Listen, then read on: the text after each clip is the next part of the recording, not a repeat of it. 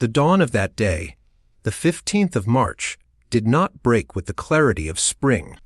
It was gray, heavy, and suffocating, as if the gods themselves had drawn a veil over the city of Rome. I remember the air felt thick, charged with an electricity that usually precedes a violent summer storm, though the season was not yet ripe for thunder.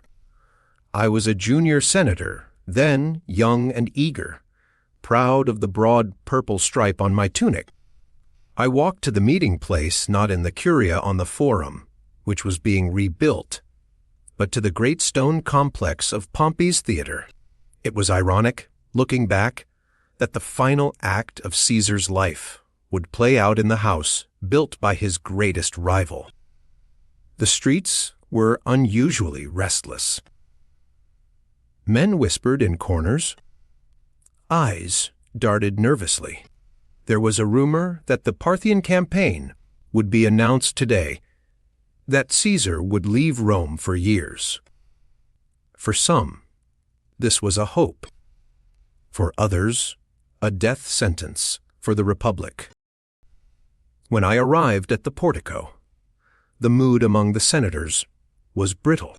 There were clusters of men, Cassius with his lean, hungry look, speaking in hushed, urgent tones to his brother-in-law Brutus.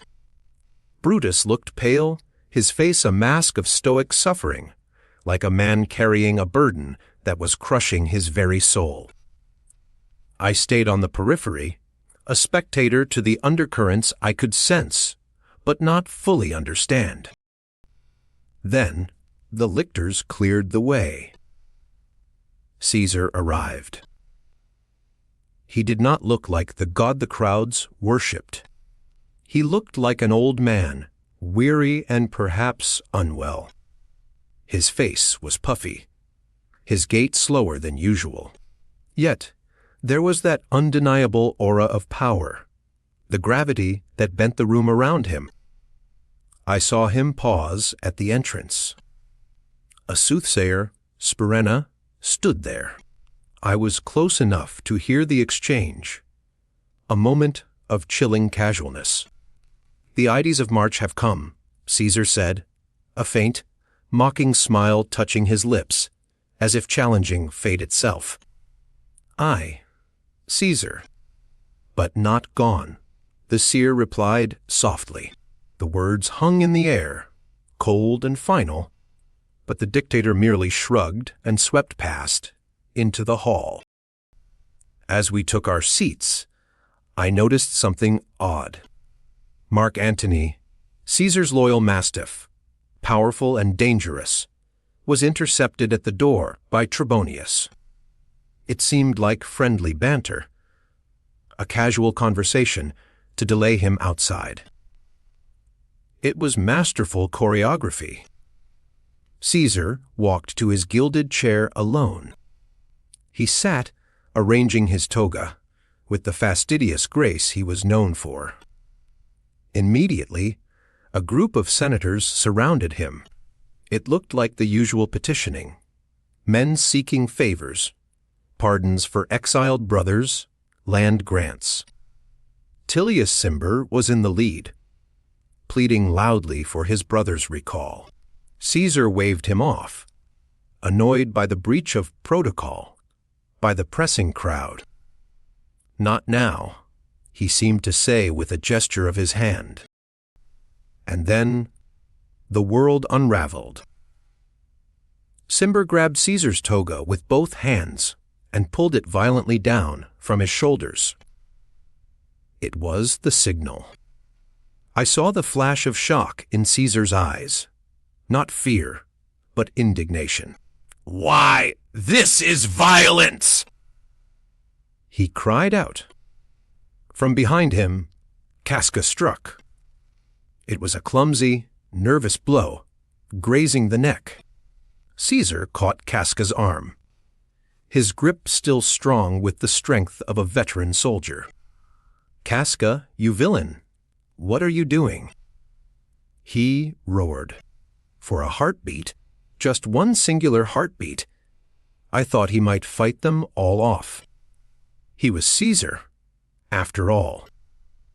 He was the conqueror of Gaul, the man who had crossed the Rubicon.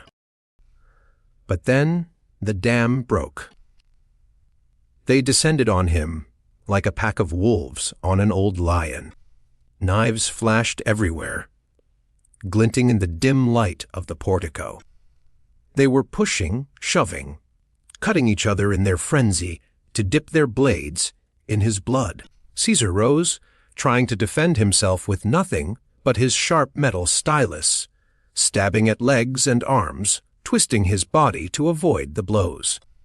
He was shouting, struggling, a titan refusing to fall.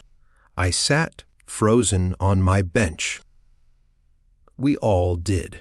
The hundreds of senators who were not part of the conspiracy sat like statues carved of marble, paralyzed by a horror so absolute it stole our breath. We wanted to scream, to run, to help, but fear rooted us to the spot. The sound was terrible. Not the clash of swords on shields, but the wet thud of iron into flesh, the grunts of exertion, the shuffling of sandals on stone slick with blood. Caesar was being driven back, step by bloody step, toward the base of Pompey's statue. And then, amidst the chaos of flailing limbs and blood, spattered faces, he saw him. Marcus Brutus. The struggle seemed to leave Caesar's body in an instant. He didn't look at the knife in Brutus's hand. He looked into his eyes. I will never forget that look. It was not anger. It was a profound, heartbreaking sorrow. The betrayal of a son hurt more than the 23 wounds that tore his flesh. Et tu, Brute. The whisper was louder than the screams. Caesar stopped fighting. With a final, dignified movement, he pulled the top of his toga over his head to cover his face, and with his left hand, he smoothed the folds of his garment down to his ankles. He wanted to die decently. He wanted to fall without the mob seeing the agony on his face. He collapsed at the feet of Pompey's statue. The stone eyes of his dead rival looked down, indifferently as the blood of the dictator pooled around the pedestal, dark and rich. Silence crashed into the room. A silence so sudden and violent it made my ears ring. The conspirators stood panting, their togas stained crimson, their hands shaking. Brutus turned to the empty rows of the Senate, raising his bloody dagger. "People of Rome!" he shouted, his voice cracking with emotion. "We are free!" But there was no cheer. There was only the sound of sandals slapping against stone as the rest of us rose in a blind panic and fled. We ran for the doors, trampling over one another, desperate to escape the smell of copper and death. We burst out into the streets, bringing with us the news that would plunge the world into fire and darkness for another decade. I looked back only once. The hall was empty, save for the huddle of murderers and the solitary, shrouded mound lying in the shadow of Pompey. The sun was still hidden behind the gray clouds. The Ides of March were not yet gone. In the chaotic years that followed, as the Republic turned to ash and empires rose from the dust, I often found myself returning to that dark afternoon in the portico. I realized then that the most powerful man in the world, who had conquered armies and nations, could not conquer the whim of fate. However, in his final moment, Caesar displayed the ultimate virtue when he realized that the outcome was beyond his control, that the knives were too many and the betrayal too deep. He ceased to struggle against the inevitable. He did not beg. He did not scream in futile rage. He simply covered his face. This is the essence of the Stoic path. We cannot control the external world, the treachery of friends, or the moment of our death. These are indifference. What we control is our response. By smoothing his toga and accepting his end with composure, Caesar proved that while they could take his life, they could not take his dignity. He showed us that even when the world collapses, the mind can remain an unbreached citadel. As Seneca would later write, "Fate leads the willing and drags along the reluctant. Caesar chose to be led, walking into the dark with his head held high,